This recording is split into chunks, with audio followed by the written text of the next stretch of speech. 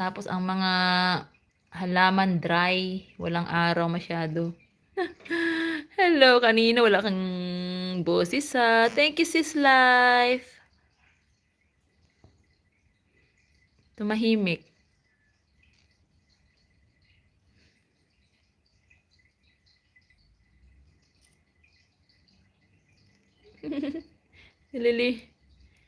Nililinis niya yung kanyang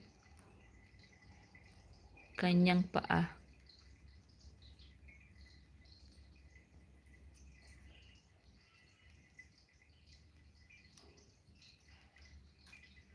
Queen Selection, may shout out.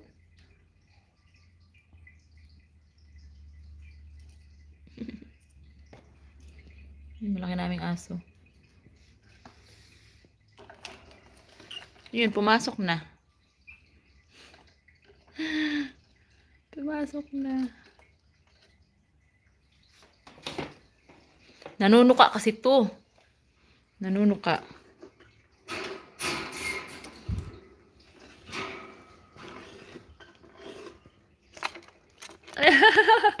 Tinutuka yung aking cellphone.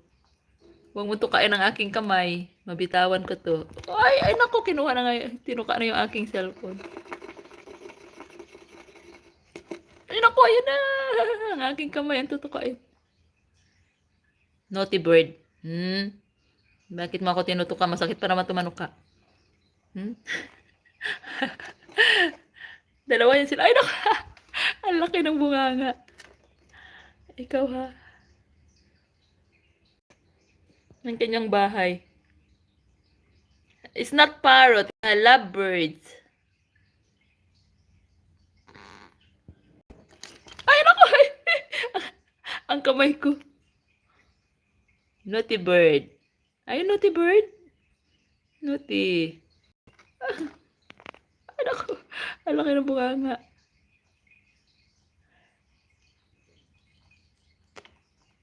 Ikaw ha? Sis Irene, salamat.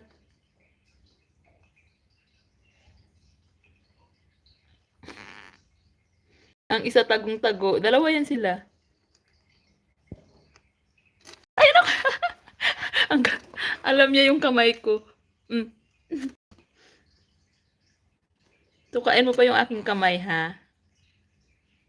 Oh, dami akong alaga. Ayun pa, oh, yung aso ko nag-iintay. Hindi ko pa napalitan yung kanilang tubig. Tapos yung pusa. Yung pusa, may pusa pa ako. Andun sa, ayun, may manok pa pala, oh, ayun, oh. Busy sa labas. Dami naming alaga. Kaya busy palagi.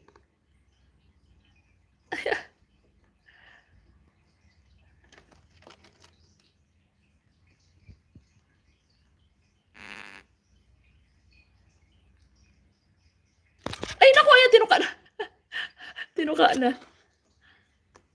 Naku, ayan, yung aso ko malaki. Gusto palagi yan, nasa galaan. Nagagalit nang naantay ako mag-walking mamaya siguro konti.